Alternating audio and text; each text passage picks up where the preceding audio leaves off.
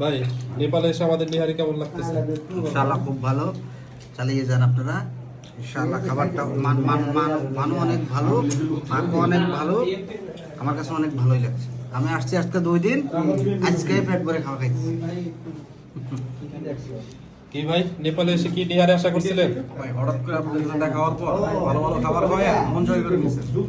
দুপুরের খাবার খেতে সেটাও ভালো ছিল, এখন সন্ধ্যার সময় রাত্রেবেলা নেহারি খাচ্ছি, সেটাও অনেক ভালো। আলহামদুলিল্লাহ, আপনারা খুব ভালো ভালো খাবার বানাচ্ছেন। সেই আচ্ছা রাখি, পরে কথা বলি। অস্থির। কি ভাই কেমন লাগতেছে নিহারি?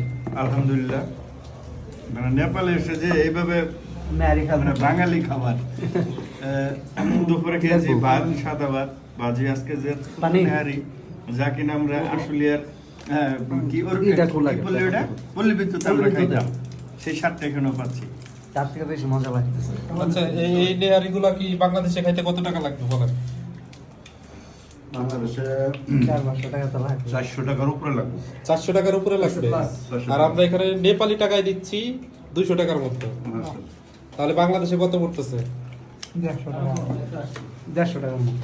তাহলে তাহলে কি আপনারা খুশি? হ্যাঁ, অবশ্যই রিজনেবল প্রাইসে ভালো খাবার পাচ্ছি, ভালো লাগছে।